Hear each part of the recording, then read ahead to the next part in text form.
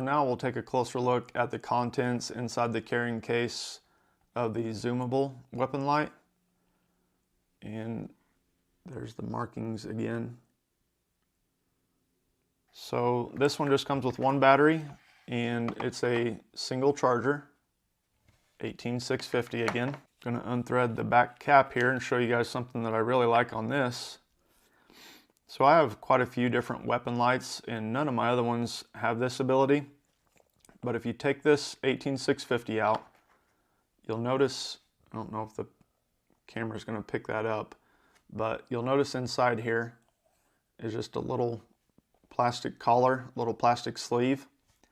What that does is that allows you to use this insert, which you can use 3 AAA batteries. So in case, you know, you're out of the 18650s, most everybody has AAAs on hand. You can just load this with 3 AAAs and then just drop that right in and put your cap back on.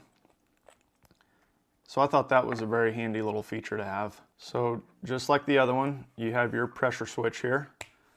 Just take that, thread the pressure switch cap on, and then you would mount this to your handguard or your rail on your weapon, and then simple click.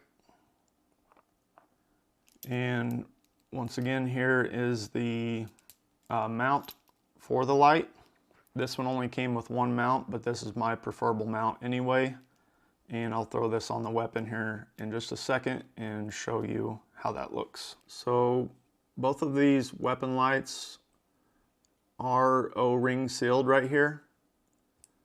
So I'm not sure exactly how waterproof they are, but I'd be confident and comfortable using these just in rainy conditions. That's kind of what it looks like when it just slides in and out there. And with it in its closed position, this light is 5.5 inches long. And when it's fully extended, you'd be looking at 6.3 inches. So one thing that I did notice that I want to make sure I mention, the title, whenever you're looking at this light on Amazon, it does say 350 yard capability. But if you look down into the actual verbiage on the posting, it does say 250 yards, which I fully agree with that 250 statement. So I think they could just make a quick change to their title, call it a 250 yard weapon light, because I do agree with that, and that's what I would be comfortable with using it out to. So I'm going to come out here later tonight and show you guys some footage using these flashlights, and I just want to give you some daytime observation of what it's going to look like. So right here we've got my buck target that's probably about 30 yards. One wood line that's right here. It's a little bit closer. Top of that hill is probably about 120, 130 yards.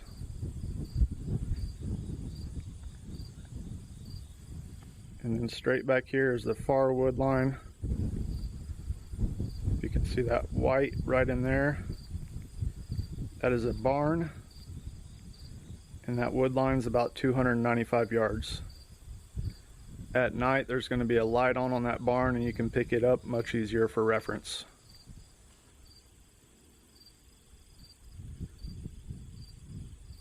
The first light that we're going to take a look at is the silver fixed zoom. And first thing I'm showing you guys here, this is in my backyard. This buck target is about 30 yards away from us right now.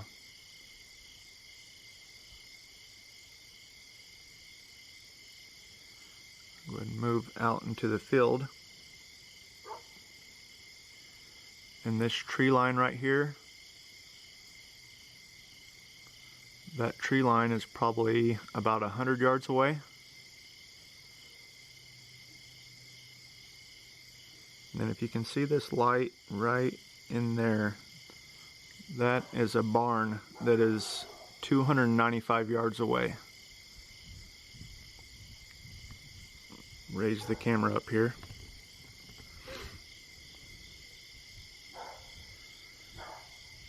So there's the barn light without the flashlight on.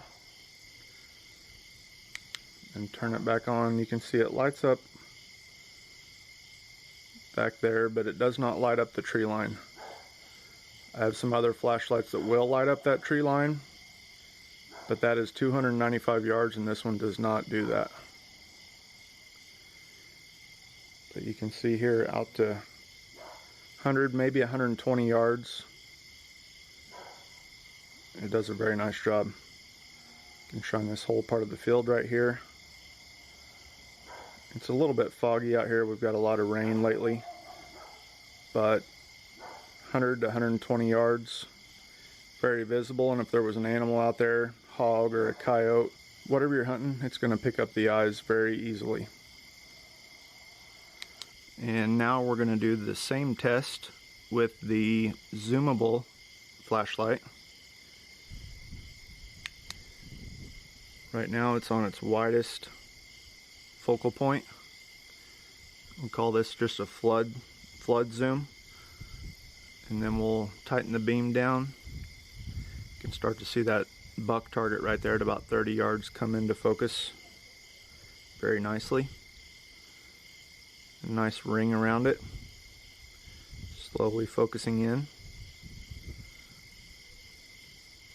And then we'll just go ahead and look out here into that tree line.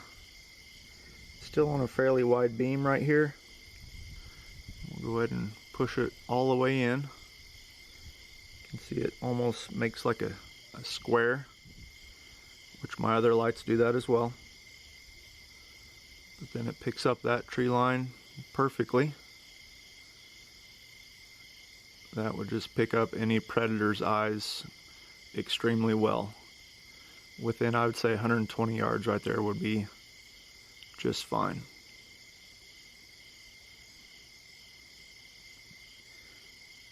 Go ahead and zoom it back out just a little bit. Now I've picked up the camera and we're going to try to take a look at that barn. Right there's that red light. It's kind of an amber colored light, but that's the barn at 295 yards. And this, you can't really, it's not picking up the trees either.